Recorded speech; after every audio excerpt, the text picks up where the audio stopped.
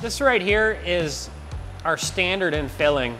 It uses the highest quality grade of stainless steel when manufacturing the cylinder and piston.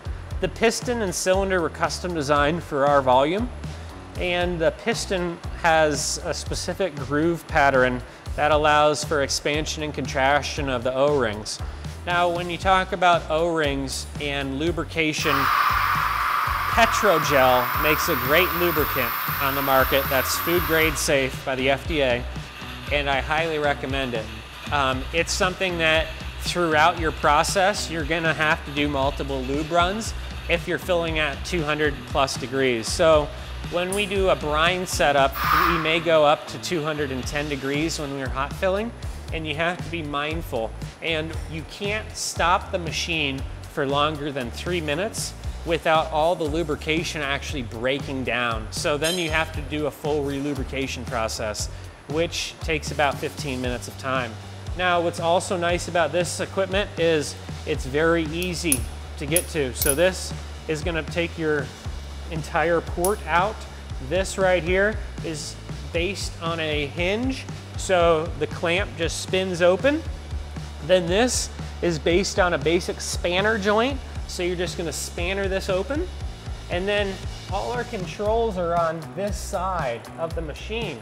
So if we look at the quality in the area that we're working in, we can see that it's all stainless and it's all sanitary.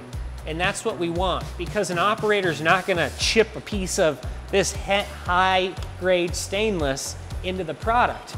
And so when you talk about a production workspace, I have at least 6 to 8 inches of work area that I feel comfortable and safe in before the mechanics of the machine actually start. So that's kind of the difference between the fillers and the quality of the fillers. And you have to work with the manufacturers to make sure your filler's to spec. And when I say that, I'm gonna take you around to the back of the machine here right now. And I'm gonna show you the importance of speccing the right material. So this chuck, every time the piston goes back and forth on all the machines I showed you, it hits this chuck. And then this air cylinder says stop. This air cylinder says go. If I were to press this right now, a bunch of sauce would shoot out, or anything that I was filling with.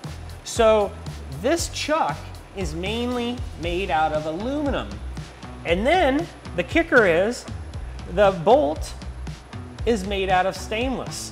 Well, I can tell you, when this goes back and forth, tens of thousands of times, your aluminum chuck is actually gonna start to loosen up, and you'll create an inconsistent fill. So if you're having inconsistent fills and you don't know what's going on, most likely, or it could be your chuck. So this machine is dialed in from the rear, and it's plus or minus the largest, or plus or minus a milliliter, or the largest particulate that we're filling. And then we weigh it to get our overall approval, and then we do our processing run. During the processing run, we do a check weigh multiple times, which is very important to make sure your product weighs the exact same every single time. And then we talked about air regulation and how important it is. This does have an air regulator on it, and then it does have a dryer on it as well. We run our equipment at about 60 to 80 PSI. You can run it up to 100, but it's really not recommended. However, you'll want to run your air equipment about 20 PSI higher so that it can keep up with your load. And you'll want to be mindful of your load, because if you don't have enough air supporting these fillers, then you won't get an accurate stroke and you won't get a consistent fill. This machine is made in America and is pure quality, and I'm very happy to work with Hinds-Bock. And then we'll take you back here and we'll show you the cylinder, and then you can see this stainless steel piston. And that's important because, like I said, the heat that we're processing at.